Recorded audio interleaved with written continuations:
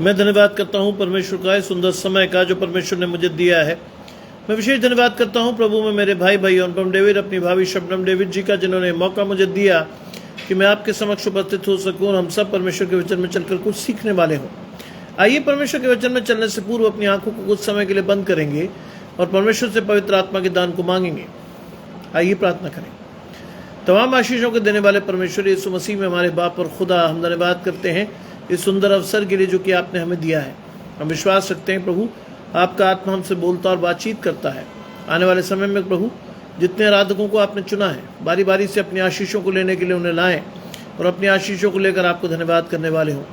सब कुछ मांग लेते हैं आपके प्रिय पुत्र यीशु मसीह के नाम से, सुने और ग्रहण करें, आमीन। आइए पढ़ने के लिए मेरे साथ निकाल लें मरकुस रचित सुसमाचार, उसका 11वां अध्याय, उसके 20 से 26 पद। The gospel according to Saint Mark chapter 11 verses 20 to 26, जहां लिखा है, फिर भोर को जब वो उधर से जाते थे तो उन्होंने अंजीर के पेड़ को जड़ तक सूखा हुआ देखा। पतरस को वो बात स्मरण आई और उसने उससे कहा, हे रब्बी देख, ये अंजीर का पेड़ जिसे तूने श्राप दिया था सूख गया है। यीशु ने उसको उत्तर दिया, परमेश्वर पर विश्वास रखो, मैं तुमसे सच सच कहता हूँ, जो कोई इस पहाड़ से कहे उखड़ जा और समुद्र में जा पड़ और अपने मन में संदेह न करे वरन प्रतीति करे जो कहता है वो हो जाएगा, तो उसके लिए वही होगा। माया जी मेरे साथ जुड़ती हैं। परमेश्वर की आशीष आपके और आपके घराने को। इससे मैं तुमसे कहता हूँ, जो कुछ तुम प्रार्थना करके मांगो, प्रतीति कर लो कि तुम्हें मिल गया है और वो तुम्हारे लिए हो जाएगा। और जब कभी तुम खड़े होकर प्रार्थना करते हो तो अपने मन में किसी के प्रति कुछ विरोध हो तो क्षमा करो, इसलिए कि तुम्हारा स्वर्गीय पिता भी तुम्हारे अपराधों को क्षमा करे। और यदि तुम क्षमा न करो तो तुम्हारा पिता भी जो स्वर्ग में है तुम्हारे अपराध क्षमा न करेगा। ये ख्रीस्त का सुसमाचार है। हे प्रभु यीशु, आपकी स्तुति हो। आज मरकुस रचित सुसमाचार, उसका 11 अध्याय के 20 से 26 पद हमें आशीष देने के लिए परमेश्वर ने चुने हैं। और उसका 20वां पद कहता है कि जब वो भोर को उधर से जाते थे तो उन्होंने उस अंजीर के पेड़ को जड़ तक सूखा हुआ देखा। उन्होंने अंजीर के पेड़ को जड़ तक सूखा हुआ देखा। क्यों? क्योंकि अगर आप इसके दृष्टांत को ध्यान से पढ़ेंगे तो आप जानेंगे कि यीशु मसीह अंजीर के पेड़ के पास गया और उसमें फल के लिए उसने उस पेड़ को देखा, ढूंढा, लेकिन जब फल नहीं पाया तो उसने उसे सूखने का आदेश दिया। और कुछ दिनों बाद जब वो वहां से गुजर रहे थे तो उन्होंने अंजीर के पेड़ को जड़ तक सूखा हुआ देखा। और ये कहता है कि पतरस को वो बात स्मरण आई और उसने कहा, हे रब्बी देख। पतरस को स्मरण आया और उसने कहा, हे रब्बी देख, ये अंजीर का पेड़ जिसे तूने श्राप दिया है सूख गया है। इसलिए मैं कहता हूं, परमेश्वर की आशीषों को हल्के में मत लीजिए। आज मुझे और आपको परमेश्वर की आशीषों को केवल सुनना नहीं है, आज मुझे और आपको उनकी आशीषों को लेकर उसे ग्रहण करके अपने जीवन में उन आशीषों को विश्वास के साथ अपने जीवन में ग्रहण करना है। दूसरे शब्दों में मैं आपसे कहूं तो मैं कहूंगा कि आशीषों को सुनने वाले नहीं, उस पर चलने वाले बनिए, तो आशीष परमेश्वर की आपके और आपके घराने को मिलेगी। और यहां वो लिखता है कि जड़ से सूख गया अंजीर का पेड़।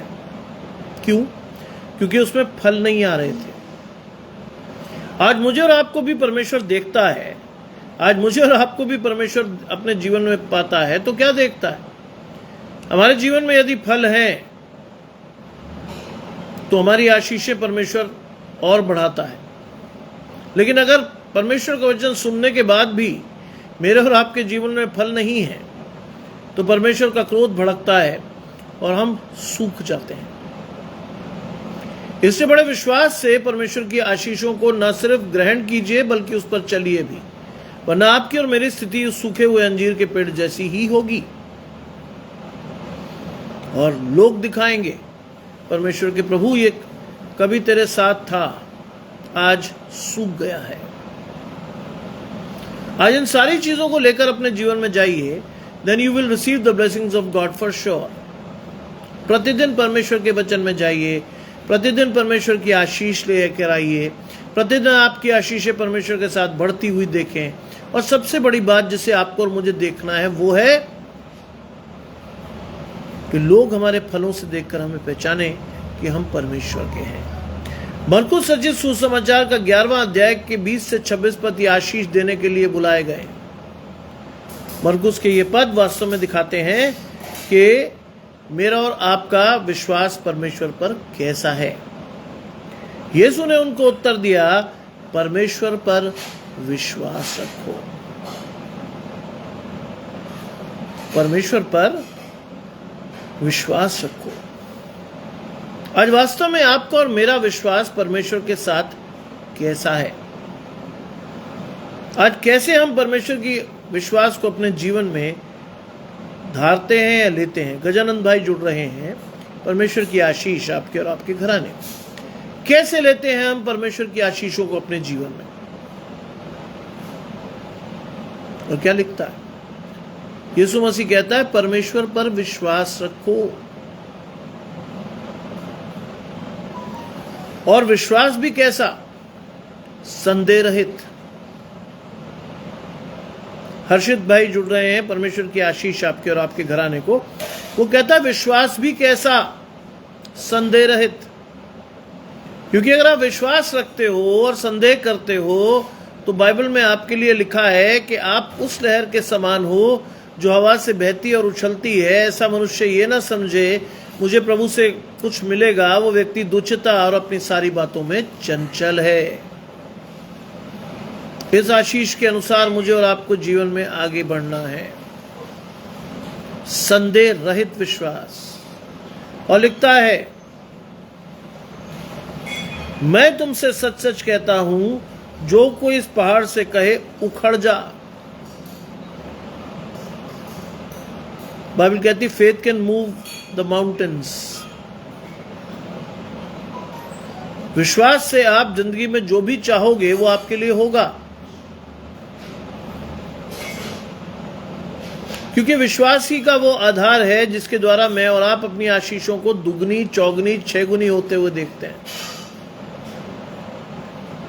और ये वो चीज है जिसके अनुसार मुझे और आपको अपने प्रकाशन को देखना है, अपनी आशीषों को देखना है, अपने विश्वास को परखना है।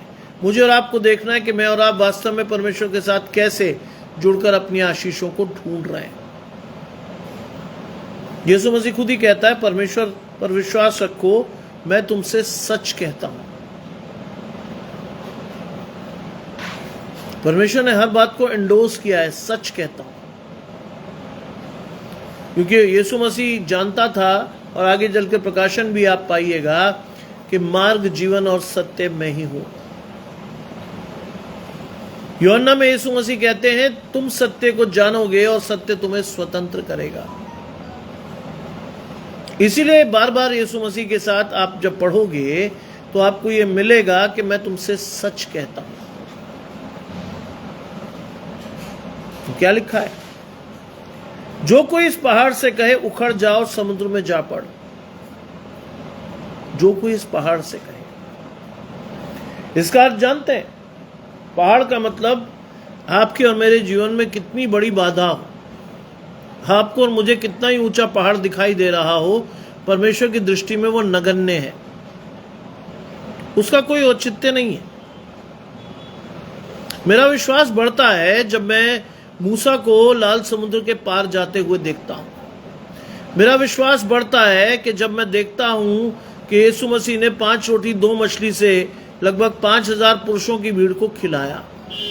मेरा विश्वास बढ़ता है जब मैं देखता हूं कि परमेश्वर हमारी हर इच्छा को हाँ और आमीन के साथ पूरा करता है।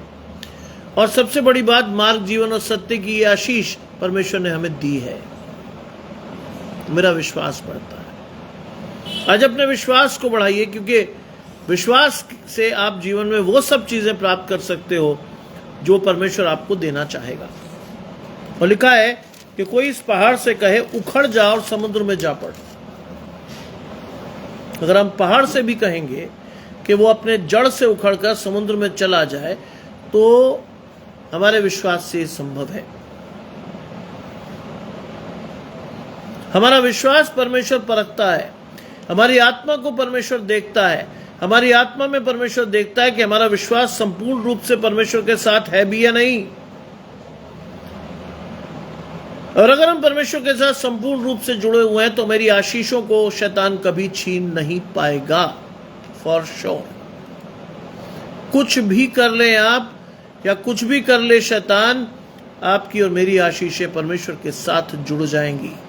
बाइबल में लिखा है आशीषों को पाने के लिए जो सबसे अच्छी और बड़ी बात है वो क्या है? सच्ची दाखलता मैं हूं, मेरा पिता किसान है। जो डाली मुझ में जुड़ती और फलती है, मेरा पिता उसे और छांटता है ताकि वो और फले। यह है परमेश्वर की आशीष। यह वो आशीष है जब आप विश्वास से यीशु मसीह के साथ जुड़ते हो तो यीशु मसीह के पिता के रूप में परमेश्वर आपके और मुझे आशीषों को न सिर्फ देता है बल्कि छांट कर हमारी आशीषों को और बढ़ाता है। हमारे जिंदगी में जो ऐसी चीजें होती हैं जो एक बार हमें फेर सकती हो शैतान के पास, वो भी हमें छांट कर अलग कर देता है ताकि हम और फले परमेश्वर के साथ। हमारा विश्वास मजबूत ही ना हो बल्कि मजबूत होने के साथ साथ हम अपनी आशीषों को देखने और सीखने वाले हों। आज की बहुत बड़ी आशीष है कि मैं और आप संदेह रहित विश्वास रखते हुए अपनी आशीषों को लें, और ना सिर्फ लें बल्कि उस आशीषों को सुनकर उस पर चले भी। क्योंकि बाइबल में लिखा है सुनना सीखने से आता है और सीखना मसीह के वचन से होता है। सुनना सीखने से आता है। जब आप सुनते हो तो आप सीखते हो, और सीखना के लिए जो सबसे उत्तम उदाहरण दिया गया है बाइबल में वो है मसीह का वचन। आदि में वचन था, वचन परमेश्वर के साथ था, वचन ही परमेश्वर था। अंग्रेज भाई जुड़ते हैं परमेश्वर की आशीष आपके और आपके घराने को। वचन ही परमेश्वर था। इस आशीष के साथ अगर आप और मैं जुड़ रहे हैं तो मेरी और आपकी आशीषें परमेश्वर के साथ बनी हुई हैं। हम जिंदगी में जो चाहेंगे परमेश्वर के द्वारा पाएंगे, फॉर श्योर। मैं इस बात पर विश्वास रखता हूं। मेरे जीवन में इस चीज का आधार मैंने अपने जीवन में कई बार देखा। मैंने कई बार पाया कि परमेश्वर का विश्वास अगर हमारे जीवन में है तो हम जीवन में वो आशीषें पाएंगे जो एक आम आदमी के लिए परमेश्वर ने नहीं रखी। परमेश्वर अपने चुने हुए जनों को सुनता है और उनकी आशीषों को सुनकर उन्हें आशीषित करता है। लिखा है, और अपने मन में संदेह ना करे वरन प्रतीति करे। अपने मन में संदेह मत कीजिएगा। अगर आप कुछ मांग रहे हो, संदेह नहीं करना है। आज कई लोग मुझसे आकर पूछते हैं, do you have the blessings of salvation in your life? क्या आपको अपने उद्धार का निश्चय है? मुझे एक सेकंड नहीं लगता कहने में हां। क्यों? क्योंकि हम जानते हैं कि परमेश्वर की आशीष हमारे साथ है। हमारा निश्चय, हमारी आंखें, हमारे कान, हमारा मुंह सब परमेश्वर की स्तुति कर रहे हैं। गजानंद भाई लिखते हैं, प्रभु यीशु हमारा संकट दूर करते हैं और हमारा विश्वास बढ़ाते हैं। हालेलुया। सिर्फ हमें संदेह ना करना हमें बांध कर रखता है। यस, हमें विश्वास देता है परमेश्वर। संदेह मत कीजिए कभी भी। आज इस चीज की आशीष मेरे जीवन में मैं अनुभव करता हूं, और ये बहुत बड़ी चीज है जो शैतान कई लोगों के थ्रू आपसे पूछेगा। Do you believe in your salvation? I said yes. आपने जहां संदेह किया शैतान को मौका दिया। आपने जहां संदेह किया शैतान आपके मन में घुसा। आपने जहां संदेह किया आपकी आशीष गई। संदेह नहीं करना है। बहुत सिंपल बात आपको सीखनी है आज बाइबल से कि आपको संदेह नहीं करना है। हर चीज में आपको परमेश्वर के साथ अपनी आशीषों को जोड़कर देखना है। भली वस्तुएं आपके जीवन में आएंगी। पैसे को आप आशीष माने, लेकिन मैं कहता हूं बिल्कुल ना माने। परमेश्वर की प्रार्थना में हम क्या कहते हैं? प्रतिदिन की रोटी प्रतिदिन दिया कर। और अगर वो चीजें आपके पास आ रही हैं तो उसी में संतोष कीजिएगा, क्योंकि नियत समय पर परमेश्वर आपको बढ़ाकर आपके आशीष को बढ़ाएगा, क्योंकि वो आपकी ईमानदारी को देखेगा, वो आपके मन को देखेगा, वो आपकी आत्मा को देखेगा, कैसे आप परमेश्वर के साथ बड़े और जुड़े हुए हो। और आप देखोगे कि आपकी आशीषें कई गुना बढ़ेंगी, क्योंकि आप धीरज से परमेश्वर की बाट जो रहे हो, धीरज से आप परमेश्वर के साथ जुड़े हुए हो, धीरज से आपने परमेश्वर को अपने जीवन में देखा है। तरसेम लाल जी जुड़ते हैं आशीष परमेश्वर की आपके और आपके घराने को। ध्यान रखिए, धीरज से जोइए, क्योंकि बाइबल में लिखा जो अंत तक धीरज धरेगा जीवन का मुकुट पाएगा। हर एक को यह आशीष परमेश्वर ने नहीं दी है। और लिखा है, इससे संदेह न करो वरन प्रतीति करो, जो कहता हूं वो हो जाएगा और उसके लिए वही होगा। आज प्रतीति करनी है परमेश्वर के वचन की। आज आपको और मुझे ये मानना है कि आप जो मांग रहे हो, अगर वो परमेश्वर की दृष्टि में ग्रहण योग्य है, तो you are going to get your blessings for sure. आपको वो आशीषें जरूर देगा परमेश्वर, कोई ताकत नहीं छीन सकती। आपको वो आशीषें मिलेंगी ही, आपको परमेश्वर का उद्धार मिलेगा ही, क्योंकि आप परमेश्वर के साथ जुड़े हो, तो अनंत जीवन की आशा आपके साथ परमेश्वर देगा। आपकी वो आशीष कई गुना बढ़ेगी। और न सिर्फ आपको अनंत जीवन की आशा मिल रही है, बल्कि आपके द्वारा, आपकी आशीषों के द्वारा बहुत से लोग आशीष पाएंगे। इसी के लिए हम ठहराए गए हैं। ये मत सोचिएगा कि मैं प्रचार कर रहा हूं। मैं प्रचार इसलिए कर रहा हूं कि जो भी सुने वो अपनी आशीषों को बढ़ते हुए देखे, और एक स्टेज के बाद उसकी आशीषें इतनी बढ़े कि वो मुझसे बेहतर प्रचार करने लगे। इसलिए प्रचार कर रहा हूं। मैं इसलिए प्रचार नहीं कर रहा हूं कि लोग कहें साहब आप बहुत अच्छा प्रचार करते हैं, ना, इसके लिए मैं ठहराया नहीं गया। बाइबल में लिखा है घमंड करने का अवसर किसको दो? परमेश्वर को। इसके लिए मैं ठहराया नहीं गया हूं। मेरा प्रकाशन बहुत साफ है। लोग अगर मुझे कहते हैं ना कि साहब आप अच्छा बोलते हो, तो मैं नहीं बोलता। परमेश्वर का आत्मा आपसे बोलता है और बातचीत करता है। मैं केवल माध्यम ही हूं। मैं केवल माध्यम हूं, इसके अतिरिक्त कुछ भी नहीं। इस चीज को आपको अपने जीवन में देखना है। इस चीज को अपने जीवन के अनुसार आपको बढ़ाना है। इस चीज को आपको अपने जीवन में लेकर परमेश्वर के साथ आपको बढ़ना है। और यह आशीष आपको लेकर अपनी आशीषों को न सिर्फ लेना है, बल्कि लोगों के साथ बांटना भी है। क्योंकि अंतिम आशीष या अंतिम आज्ञा यीशु मसीह ने स्वर्गारोहण के समय दी है, उसको पूरा करने के लिए हम ठहरे हैं। जाओ, इस संसार में फैल जाओ और मेरे वचन का प्रचार करो। जाओ, इस संसार में फैल जाओ और मेरे वचन का प्रचार करो। और बड़ी चीज क्या है? और सभी लोगों को मेरा चेला बनाओ। परमेश्वर के आगमन से पूर्व हर एक व्यक्ति को परमेश्वर के विषय में जानकारी होनी चाहिए, क्योंकि बाइबल कहती है प्रत्येक जीभ मेरा अंगीकार करेगी, प्रत्येक घुटना मेरे आगे टिकेगा, तब मैं परमेश्वर के न्याय के लिए मैं उपस्थित हो जाऊंगा। आज बार बार मैं आपसे ये क्यों कहता हूं कि अनुग्रह का समय आपको यूं ही नहीं मिला है। अनुग्रह का समय मुझे और आपको सुधरने के लिए मिला है। अनुग्रह का समय मुझे और आपको परमेश्वर के वचन में जाने के लिए मिला है। अनुग्रह का समय मुझे और आपको अपनी आशीषों को ढूंढने के लिए मिला है। और अनुग्रह का समय मुझे और आपको मिला है, अनुग्रह का समय मुझे और आपको मिला है कि मैं और आप उन आशीषों को जो हमें मिल रही हैं उसको लोगों तक बांट सकें। ध्यान रखिए कि आप और मैं एक कड़ी के रूप में बंधे एक दूसरे के साथ। It is a chain reaction. आप मुझसे सुनेंगे और आपसे मैं उम्मीद रखता हूं कि आप लोगों को सुनाएंगे, वो लोग आगे लोगों को सुनाएंगे, और इसी तरह परमेश्वर का वचन आग की तरह फैलता चला जाएगा। ये है आशीष। यही नहीं है कि अपने तक ही अपनी बात को सीमित रखें ना। परमेश्वर का वचन जितना फैलाइएगा उतनी बड़ी बड़ी आशीषें आपके जीवन में आएंगी। लिखा है कि वरन प्रतीति करे कि जो उसने कहा वो हो जाएगा और उसके लिए वही होगा।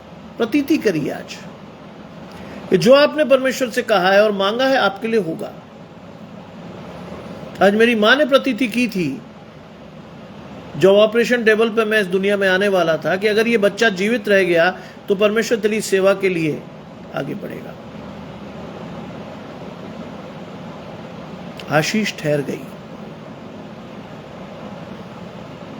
आज परमेश्वर ने प्रकाशन तो दिया है लेकिन फुल टाइम मिनिस्ट्री नहीं दी। जानते क्यों?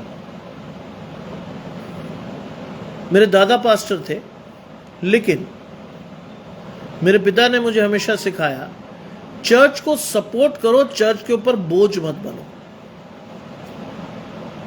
बात मेरी समझ में आ गई और मैंने इसीलिए परमेश्वर की सेवा करने की ठान तो ली, लेकिन चर्च के द्वारा नहीं।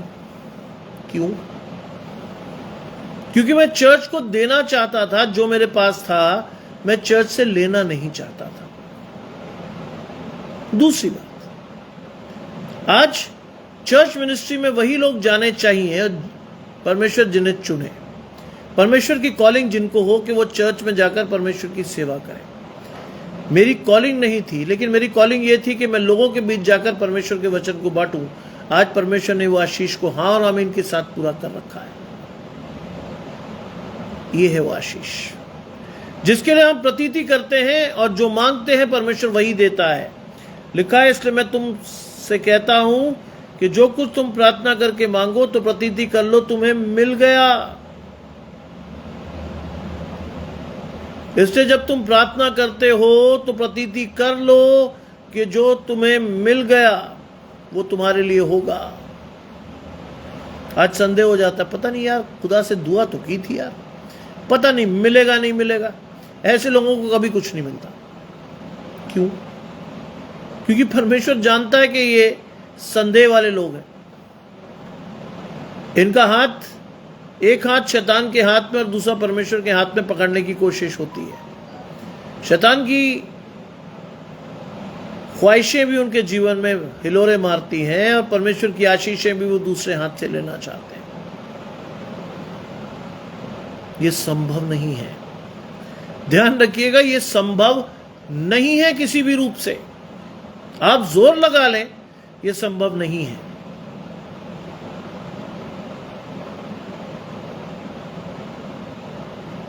बाइबल में लिखा है, संपूर्ण मन से जाओगे परमेश्वर के पास तो रास्ता सीधा होगा, परमेश्वर की आशीष आएगी और परमेश्वर अपनी बुद्धि और ज्ञान से परिपूर्ण करके आपकी और मेरी हड्डियों को पुष्ट करेगा।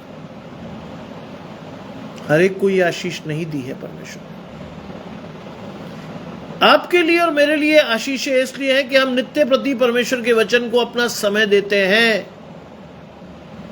हम अपने समय को परमेश्वर के लिए दे रहे हैं और परमेश्वर उस समय की आशीषें मुझे और आपको पलटकर देगा।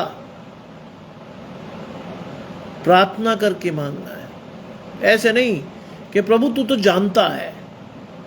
प्रभु तो जानता ही है। आपको जाना है परमेश्वर को बस बताने कि प्रभु मेरी ये आवश्यकता है, आई नीड दिस थिंग। आपको देगा परमेश्वर। विश्वास तो रखो, आपको मिलेगा। समय लग सकता है। मैंने 3 बातें आपसे कही थी। तुरंत उत्तर आ सकता है, विलंब हो सकता है और शायद ना भी मिले। तुरंत का मतलब परमेश्वर जानता है कि अर्जेंसी है आपको इसकी अत्यंत आवश्यकता है, परमेश्वर आपको आशीष दे देता है। विलंब क्यों कराता है? कि परमेश्वर आपको बेहतर आशीष देना चाहता है। आप जिस चीज को मांग रहे होते हो वो वास्तव में परमेश्वर की दृष्टि में ग्रहण योग्य नहीं होती, इसलिए परमेश्वर विलंब कराता है और आपको सर्वोच्च आशीष से नवाजता है। मैं आपको बता चुका हूं, 2006 में इस जगह पर मैं आया और मैंने परमेश्वर से कहा प्रभु ऐसी जगह दे। 2008 में 2 वर्ष बाद परमेश्वर ने उसी जगह को दिया। कई बार प्रार्थना का उत्तर विलंब से आएगा, लेकिन आएगा जरूर, और कई बार नहीं भी आएगा। ध्यान रखिए, अगर नहीं आ रहा तो आप समझ लीजिए कि आपने कुछ गलत मांग लिया है। परमेश्वर आपकी हर गलत चीज को पूरी नहीं करता।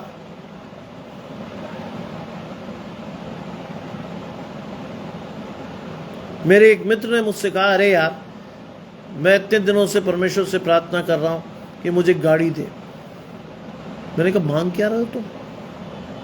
उसने एक बड़ी सी गाड़ी का नाम लिया। मैंने कहा अपनी आर्थिक स्थिति देखी है?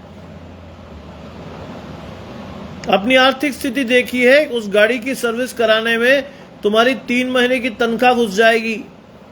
मांग तो रहे हो, इसीलिए नहीं मिल रही, क्योंकि परमेश्वर जानता है कि आपकी आर्थिक स्थिति कैसी है। आप सिर्फ परमेश्वर से कहो, प्रभु मुझे एक 4 पहिए वाहन की आवश्यकता है, आपकी दृष्टि में जो ग्रहण योग्य हो वो आप मुझे दें। जानते वो आशीष उस पर फली। उसने प्रार्थना के स्वर को बदला। मैंने कहा ये मत मांग, ये मांग, प्रभु मुझे आवश्यकता है एक 4 पहिया वाहन की, आप मेरी आशीषों को पूरा करें और जो मेरे लिए उचित और अच्छा है वही दें। प्रभु ने उसे एक ऑल्टो दी, क्योंकि उसके परिवार के लिए वही सही गाड़ी थी। आज भी वो प्रसन्नचित्त है उस गाड़ी को लेकर। क्यों? क्योंकि वो उसके खर्चे में आती है। परमेश्वर उसकी आशीषों को बढ़ाता है। मैं और आप कई बार गलत जगह पर हाथ रख के परमेश्वर को ब्लेम कर देते हैं ना। ये बात मैंने अपने पिता से सीखी थी। उन्होंने कहा हर प्रार्थना का अंत जब आप करो तो इस बात को लेकर करो कि क्या करना है, प्रभु मेरी नहीं वरन तेरी आशीष पूरी हो, मेरी नहीं। जानते हैं ये आशीष क्यों है? जानते हैं इस आशीष को परमेश्वर ने क्यों दिया है? इस आशीष को दिया इसलिए गया है कि मैं और आप अपनी आशीष को पूरा करके अपने आनंद को पूरा करें जिसके लिए हम बुलाए गए। हर एक को ये आशीष नहीं मिलती। लिखा है प्रतीति कर लो कि तुम्हें मिल गया और तुम्हारे लिए हो जाएगा। ध्यान रखो, जो भी आप कर मांगते हो प्रतीति कर लो कि मिल गया। God will certainly bless you, क्योंकि आप संदेह नहीं कर रहे, आप विश्वास कर रहे हो कि जो आप मांग रहे हो वो आपको परमेश्वर की ओर से मिलेगा। प्रोवाइडेड, ध्यान रखिएगा, इसके बीच में बहुत बड़ा क्वेश्चन मार्क है। प्रोवाइडेड जो आशीष आपकी है वो परमेश्वर के अनुसार ग्रहण योग्य हो। हर एक को वो आशीष नहीं मिलती। और लिखा है जब तुम खड़े होकर प्रार्थना करते हो तो तुम्हारे मन में किसी के प्रति कुछ विरोध हो। ये बहुत चेतावनी भरा वचन है। हमें से लोग बहुत बड़ी अच्छी अच्छी प्रार्थनाएं करते हैं। मैं आपको बार बार एक बात क्यों कहता हूं, उसका संदर्भ है ये। मैं बार बार आपसे क्यों कहता हूं कि मैं यहां से प्रचार नहीं करता, मैं यहां से करता हूं। क्यों? जानते हैं क्यों? क्योंकि जब भी आप प्रार्थना करो या प्रचार करो उसके लिए मन का परमेश्वर के साथ जुड़ा होना आवश्यक है। प्रार्थना अगर आपने गले से कर ली तो शायद वो प्रार्थना ग्रहण योग्य नहीं होगी। मन से प्रार्थना करो। और लिखा है कि जब तुम खड़े होकर प्रार्थना करते हो, यदि तुम्हारे मन में किसी के प्रति विरोध हो, अगर आपका मन सही नहीं है तो आपकी प्रार्थना भी ग्रहण योग्य नहीं है। ध्यान रखिएगा, अगर आपका मन सही नहीं है तो आपकी प्रार्थना भी परमेश्वर के द्वारा ग्रहण योग्य नहीं है। क्या लिखा है? क्या लिखा है पत्रियों में? पत्रियों में लिखा है कि जब तू मेरी मेज पर आए तो इस बात का विचार कर ले कि तेरा किसी के साथ कोई बैर तो नहीं है, और अगर है तो क्या करना है? तुरंत वापस जा, उस बैर को दूर करके मेरी मेज पर आ, तब तू आशीष पाएगा। तब आज बहुत से चर्चेज में होली कम्युनियन होती है। कब? हर संडे। आज बहुत से चर्चेज में होली कम्युनियन होती है एक रिचुअल के तौर पर। हर आदमी वहां पर अपने जूते उतारकर लाइन में लग जाता है। सावधानी से लगिएगा, सावधानी से लगेगा, क्योंकि परमेश्वर मन को जांच रहा है।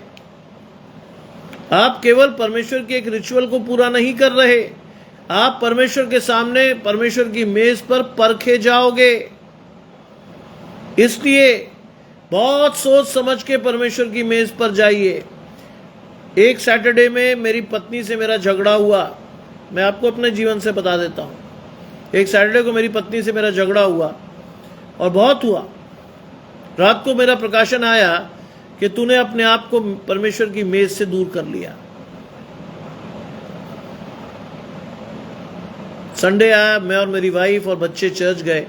मेरी वाइफ होली कम्युनियन लेने गई, लेकिन मैं उठकर बाहर चला गया। चर्च से निकले, मेरी पत्नी ने पूछा तुम होली कम्युनियन लेने नहीं गए? मैंने कहा मैं जा ही नहीं सकता था। बोली क्यों?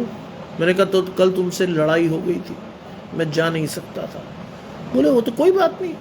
मैंने कहा ना, मन में विरोध तो आया, शैतान ने डेरा तो बनाया,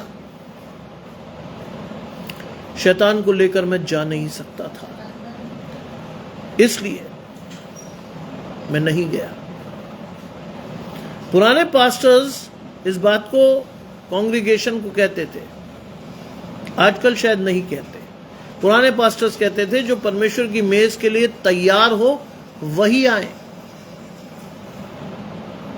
आज मैंने और आपने एक रिचुअल समझकर परमेश्वर की मेज पर आना अपना अधिकार मान लिया है। बाइबल में क्या लिखा है? अगर तुम बिना मन से या बिना मन में विरोध के रख को मिटाए मेरी मेज पर आते हो तो क्या करोगे तुम? मेरे आंगनों को रौंदते हो तुम। परमेश्वर के आंगनों को रौंदते हैं आप और मैं। मेरी आशीष परमेश्वर की तरफ से नहीं आती। मैं और आप शैतान के साथ अपनी आशीषों को ढूंढ रहे होते हैं। इसलिए कहा जाता है साफ तौर पर कि हमें सबसे पहले क्या करना है? परमेश्वर के साथ देखना है कि मेरा मन परमेश्वर के साथ जुड़ा है, मेरी आत्मा परमेश्वर के साथ जुड़ी है, मेरा स्वभाव परमेश्वर जैसा है या नहीं है। और अगर नहीं है तो कभी भी ध्यान रखिएगा, परमेश्वर की मेज पर बिना तैयारी के मत जाइएगा। बाइबल में बहुत साफ लिखा है, अशोक भाई जुड़ते हैं, बाइबल में बहुत साफ लिखा है कितने बीमार हो गए, कितने मर गए और कितने मरने पर हैं। आपको लगता है ये आशीष है? क्या परमेश्वर की मेज पर खड़े होकर परमेश्वर की आशीष लेने जा रहे हो? ना। अगर बैर है आपके जीवन में किसी के प्रति, पहले उसे मिटाइए। Then you come to the blessings of God and you will get the blessings of God for sure. आपको परमेश्वर की आशीषें निरंतर मिलेंगी ही। छोड़ नहीं देगा परमेश्वर आपको, छोड़ेगा नहीं कभी, न त्यागेगा। You will get the blessings of God for sure. आपको मिलेंगी। और लिखा है मन में किसी का कुछ विरोध हो तो उसे क्षमा करो। आज बहुत बड़ी बात है बाइबल में। ये बात बहुत से लोगों को नहीं आती समझ। वो परमेश्वर की लॉर्ड्स प्रेयर को बहुत खुशी से बोल जाते हैं, लेकिन उसमें नोटिस नहीं करते कि लिखा क्या है, बोलते क्या है। वो उसमें बहुत बड़ी बड़ी आशीषें हैं, लेकिन उन्हें समझ नहीं आता कि वो क्या है। शैतान ने बुद्धि को फेरा हुआ है। हम एक रटी हुई तरीके से फटाक से बोलते हैं, खत्म हो जाते हैं। एक एक शब्द में आशीष है। क्या लिखा है उसमें? जिस तरह तुम लोगों के अपराध क्षमा करते हो, मैं भी तुम्हारे अपराध तुम्हें क्षमा कर दूंगा। यानी पहला काम किसका है? आपका और मेरा। आपको और मुझे लोगों के अपराध क्षमा करने हैं।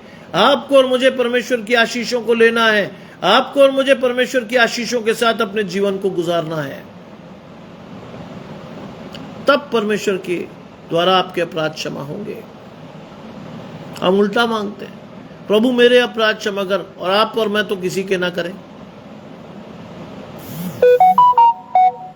आप और मैं जब तक परमेश्वर की आशीषों को सही तरह से नहीं समझेंगे, आशीषें आएंगी ही नहीं। और शैतान ने आपका प्रकाशन क्या कर दिया? हर तरफ से अनाप शनाप इधर उधर किसी भी तरह से पैसे को जोड़कर अपने लिए जमा कर लो। और कई लोगों से जब पूछो कि क्या कर रहे हो भैया, ये सब मैं अपने लिए कुछ नहीं कर रहा हूं, बच्चों के लिए भी कुछ छोड़कर जाना है। मैंने कहा आप तो आप मरोगे ही मरोगे, बच्चों को भी लेके मरोगे। क्योंकि आप आधार किसको मान रहे हो? बच्चों को। आज श्राप किस पर दिया जाएगा? बच्चों पर।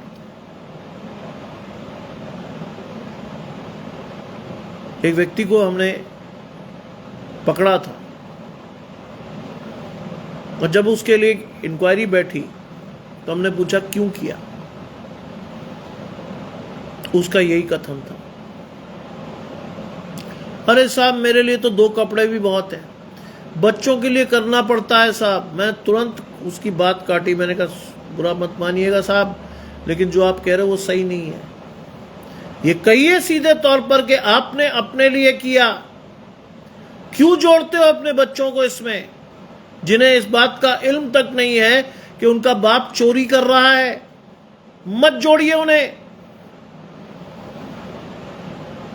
क्योंकि परमेश्वर सुन रहा है आपके और मेरे वार्तालाप को। मत जोड़िए उन्हें। आप बच जाएंगे, वो बच्चे सजा पाएंगे। जो काम उन्होंने नहीं भी किया उसकी भी मिल जाएगी उन्हें सजा। मत जोड़िए।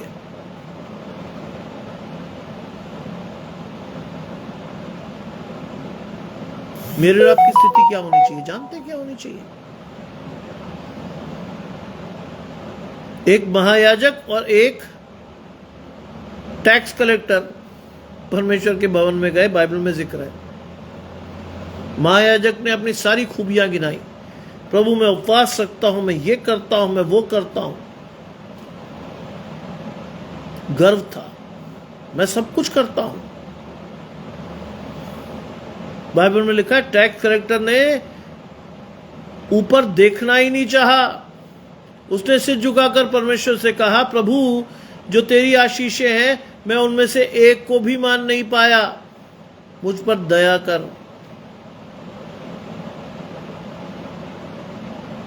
बाइबल में बड़ी अच्छी आयत लिखी है, मुझे बहुत पसंद है वो आयत।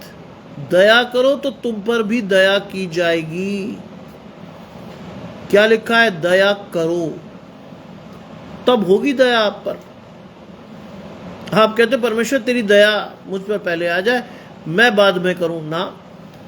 दया करो तुम पर भी की जाएगी। धन्य है वो व्यक्ति जो कंगाल को अपनी रोटी में से देता है, परमेश्वर उसकी आशीषों को बढ़ाएगा। कंगाल को अपनी रोटी में से देना सीखिए, आपकी आशीषें खुद ब खुद बढ़ जाएंगी, क्योंकि वो आपको बदले में कुछ नहीं दे पाएगा। वो आपको बदले में दुआ ही देगा, और उस दुआ का मोल नहीं है आपके जीवन में। बहुत आशीषें आती हैं। आप सोचते हो मैं ऐसे ही कह रहा हूं ना, मेरा व्यक्तिगत अनुभव है।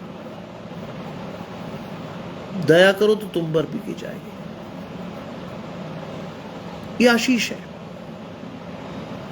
लिखा है कि किसी के तुम्हारे मन में किसी के प्रति कुछ विरोध हो तो क्षमा करो, इसलिए कि तुम्हारा स्वर्गीय पिता भी तुम्हारे अपराध क्षमा करे। As simple as that. तुम करोगे तो तुम्हारे अपराध भी स्वर्गीय पिता क्षमा करेगा, अन्यथा नहीं कर रहा। इसीलिए मैं कहता हूं ध्यान से पढ़िए परमेश्वर के वचन में, ध्यान से जाइए, पूरी चेतावनी से चौकस रहकर कमर बांधकर परमेश्वर के वचन को पढ़िए। वैसे नहीं, वैसे आपके जीवन में आशीष नहीं आ रही। चौकस रहिए, शैतान आपके वचन को आपके जीवन से उठाकर चुग ना ले जाए ना। चौकस रहिए। जानते एक कुत्ता मेरे घर के बाहर बैठा है, मैंने अंदर लिया हुआ है, मेरे बरामदे में बैठती है वो लड़की। बहुत कमजोर हो गई है, आज मरी कल मरी। लोग मुझे कहते हैं अरे छोड़िए साहब मर गया, तो मर गिल्ला सा कुत्ता में ना। ये मेरे घर में आकर रोटी खाती थी, खाती है और अंतिम समय तक खाएगी, क्योंकि इसकी जिम्मेदारी परमेश्वर ने मुझे दी है। कमजोर है, वो रोटी नहीं खाती है। उसके लिए मैं मुर्गी के पंजे मीट लाकर बनाकर बकायदा जैसे करी में बनाते वैसे बनाकर खिलाता हूं उसको। दया करो तो तुम पर भी की जाएगी। ये नहीं कि आपको व्यक्ति पे करनी है, आपके आसपास कोई बेजुबान जानवर भी है तो उस पर भी करो, वो भी परमेश्वर की कृति है। आपको बता चुका हूं कि मेरे घर में 1.5-2 किलो दूध आता है। हम सिर्फ चाय पी पाते हैं, बाकी सब कुत्ते पी जाते हैं। ना मेरी पत्नी को कभी दर्द हुआ, ना मुझे, क्योंकि हमें मालूम है कि परमेश्वर इन जानवरों के लिए, जिनके पास ना खत्ता है, ना खजाना है, ना कुछ है, परमेश्वर ने इनका प्रोविजन यहां कर रखा है। परमेश्वर की आशीष है, वो खा रहे हैं, और उनके खाने से वो आशीष मुझे और मेरे परिवार को भी मिल रही है। ये मत सोचिएगा कि आप खिला रहे हो, नहीं, मैं और आप नहीं खिला रहे उन्हें, परमेश्वर ने उनके लिए प्रोविजन किया है इस घर में, इसलिए वो खा रहे हैं, उनका अधिकार है। मेरी मां मुझे सिखाकर गई कि जब भी किसी आश्रित व्यक्ति को, जो तुम्हारे जीवन में तुम पर आश्रित हो, चाहे वो व्यक्ति हो या जानवर, सबसे पहले उसे गरम गरम खिलाओ, बची हुई चीजें नहीं खिलाओ। मेरी पत्नी सुबह उठकर रोटियां बनाती है उनके लिए, बची हुई चीजें नहीं खिलाते हम कुत्तों को, बच जाती हैं फिर खिलाते हैं, लेकिन पहला निवाला, पहला कौर हम उसको देते हैं, क्योंकि वो आशीष का भागी है हमारा। जानते, कुत्ते जब उल्टे होकर कई बार ऊपर की तरफ पैर उठाते हैं तो क्या है, वो आशीष मांगते हैं आपके घराने के लिए। आपको और मुझे उनकी भाषा नहीं समझ में आती, लेकिन परमेश्वर को आती है। एक कुत्ता मेरे घर में घुसा था, उसके कान में चोट थी, अब भी उसके कान में चोट है। पूरी रात तो मेरे डबल बेड पर एक देसी कुत्ता चढ़कर सोता है, आराम से पैर फैलाकर। ना मैंने उसे कभी भगाया, ना मेरे बच्चों ने, ना मेरी पत्नी ने। उसका अधिकार है ये, उसका अधिकार है ये। सोचिए, एक बड़े सुसज्जित बैकग्राउंड ड्राइंग रूम में, जो हमारा मास्टर ड्राइंग बेडरूम है, उसमें कुत्ता आराम से पैर फैलाए सो रहा। कई लोग आकर देखते हैं, कुत्ता सो रहा। मैंने, उसका अधिकार है भाई, परमेश्वर ने जगह दी उसको, मैं नहीं दे सकता था। मैंने नहीं रोका उसे, कभी मारा भी नहीं। मेरी पत्नी शुरू में घृणा करती थी कुत्तों से, लेकिन आज वो मुझसे ज्यादा प्यार करती कुत्तों से, क्योंकि परमेश्वर का वचन का प्रकाशन आया कि वो लोग, ना उनके पास खत्ते ना खजाने, जिम्मेदारी दी गई है, दो, खिलाओ, बेस्ट खिलाते हैं। और इसलिए भी परमेश्वर की आशीषें भी हमारे जीवन में, मैं इस बात को वाउच कर सकता हूं, परमेश्वर की आशीषें मेरे जीवन में सेकंड बेस्ट नहीं है। He always gives me the best, क्योंकि मैंने भी ये चीज सीखी है, दोगे तो पाओगे। हम उल्टा कहते पहले पा लें फिर देंगे ना, पहले देना सीखिए, तब पाएंगे आप परमेश्वर की आशीषें। तब परमेश्वर आपके मन को जांचकर आपकी आशीषों को बढ़ाएगा, वैसे नहीं। कभी भी कोई रखी हुई खराब चीज किसी जानवर को मत दीजिए, वो नहीं समझता है, बीमार हो जाएगा, मर जाएगा, नहीं समझता वो बेचारा। बेस्ट खिलाइए उसको, इसलिए कह रहा हूं मैं आपसे। लिखा है, और यदि तुम क्षमा न करो, ये 26वीं आयत में लिखा है, यदि तुम क्षमा न करो। कई लोग कहते हैं नहीं करता मैं क्षमा, नहीं करूंगा इससे बात, तो क्या लिखा है, यदि तुम क्षमा न करो तो तुम्हारा पिता भी जो स्वर्ग में तुम्हारे अपराध क्षमा नहीं करेगा। ये है आशीष। आप क्या सोचते हो, परमेश्वर आपके अपराध क्षमा कर देगा अगर आप नहीं कर रहे हो? नहीं होंगे, नहीं होंगे। मसीह जीवन की आशीषों का आधार है क्षमा। मसीह जीवन की आशीषों का आधार है दया। मसीह जीवन की आशीषों का आधार है करुणा। मसीह जीवन की दया का आधार है प्रेम। मसीह जीवन की दया का आधार है मेल मिलाप। ये वो स्वर्गीय आशीषें हैं जो मसीह या परमेश्वर की आशीषें हमारे जीवन में आती हैं। ये वो स्वर्गीय आशीषें हैं। बाइबल का एक प्रकाशन मेरे जीवन में बड़ा साफ है, आपके साथ बांट देता हूं। मैं रोज कहता हूं आपको एक बात, अवश्य है कि मैं घटूं और परमेश्वर मेरे जीवन में बढ़े। इसका अर्थ क्या है? नए मनुष्यत्व का जीवन में आना। आज मैंने समय इसलिए बदला क्योंकि एक शादी में जाना था, लेकिन मुझे बिल्कुल ये नहीं भाया कि परमेश्वर की आशीषों को छोड़कर मैं एक शादी में पहुंच जाऊं ना। परमेश्वर का काम करना जरूरी है लगातार ना। मैंने समय बदल लिया, लेकिन परमेश्वर की आशीषों को लेकर ही जाऊंगा इस घर से बाहर। बिना आशीषों के नहीं निकलूंगा मैं जानता हूं कि परमेश्वर दाहिनी और मेरी आड़ है।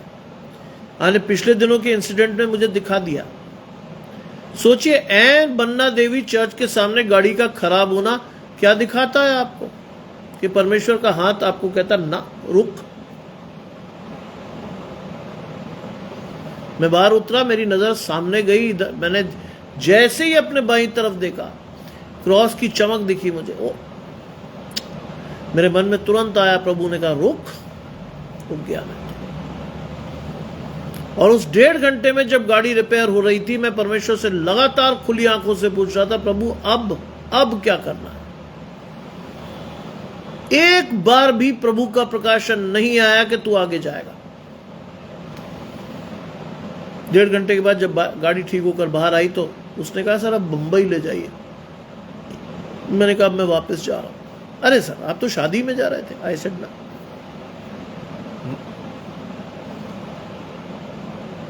परमेश्वर का प्रकाशन, परमेश्वर का दर्शन साफ होना चाहिए,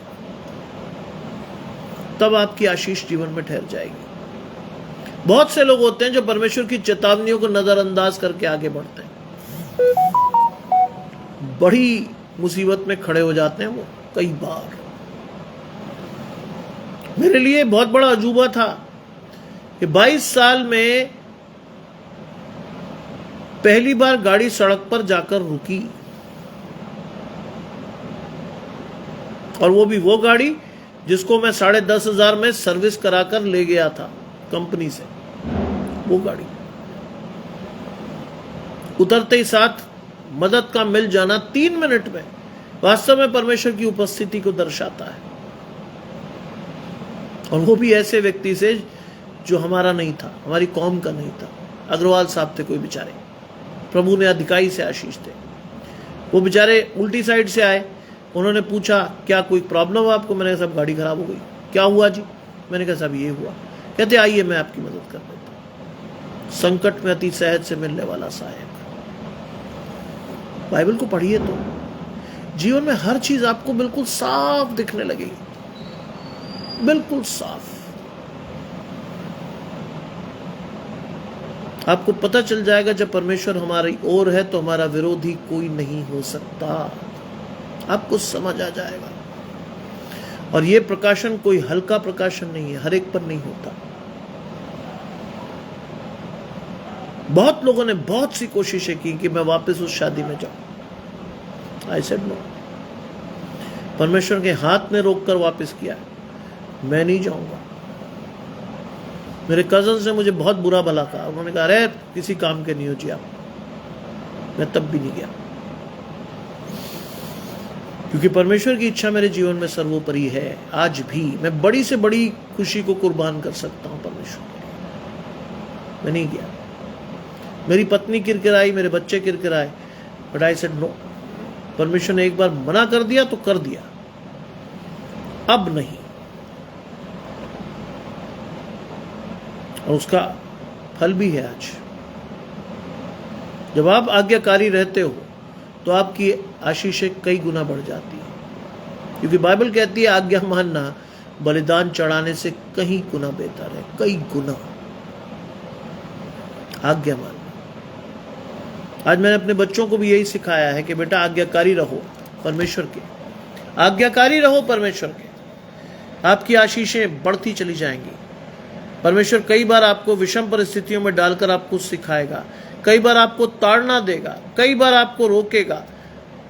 चौकस रह के परमेश्वर के वचन को अपने जीवन में मान लीजिएगा, क्योंकि कोई गलती आपने की तो शैतान उसका फायदा उठा ले जाएगा। आपके जीवन में वो सब चीजें नहीं होनी चाहिए। विश्वास के साथ परमेश्वर के वो अपने जीवन में बनाए रखिए, and you will see the blessings of God for sure. आपको आशीषें अधिकाई से परमेश्वर देगा। आइए अपनी आशीषों को बनाए रखने के लिए अपनी आंखों को परमेश्वर के साथ बंद करेंगे, परमेश्वर की ओर ताकेंगे और ये आशीषें जो परमेश्वर ने आज दी हैं उसको अपने जीवन में लेकर आगे बढ़ेंगे। आइए प्रार्थना करें। तमाम आशीषों के देने वाले परमेश्वर यीशु मसीह में हमारे बाप और खुदा, हम धन्यवाद करते हैं इन सुंदर आशीषों के लिए जो कि आपने अपने सेवकों को दी है, आपने अपने बेटों और बेटियों को दी है। होने दे प्रभु कि आपकी आशीष हम सबों के घरानों पर बनी रहे। होने दे प्रभु कि ये वचन केवल हम सुने नहीं, इस पर चलकर अपनी आशीषों को ढूंढने और लेने वाले हों। आपका हाथ हमारे जीवन में विशेष तौर पर बना रहे, आपकी आशीषें हमारे जीवन में बनी रहे और विश्वास के साथ अपनी आशीषों को लेकर हम आपके साथ लगातार बढ़ते चले जाएं। अपने प्रकाशन को हमें स्पष्ट दिखा, हमारी आंखों को खोल, हमारे होठों को खोल, हमारे कानों को खोल, जिससे कि हम आपके प्रकाशन को स्पष्ट और आपके दर्शन को बहुत अच्छी तरह देख सकें। सब कुछ मांग लेते हैं आपके प्रिय पुत्र यीशु मसीह के नाम से, सुने और ग्रहण करें। आप सभी को परमेश्वर की ओर से जय मसीह की। आज की रात परमेश्वर के साथ जुड़कर अपनी आशीषों को लेते रहिए, परमेश्वर की आशीषों के साथ बने रहिए और परमेश्वर यदि आपको अगुवाई देता है तो कल सुबह 8 बजे फिर से एक नए वचन के साथ हम अपनी आशीषों को फिर से परमेश्वर के साथ देखेंगे और लेकर अपने जीवन में आगे बढ़ेंगे। आप सभी को शुभ रात्रि और परमेश्वर की आशीष आप सभी पर लगातार रहे।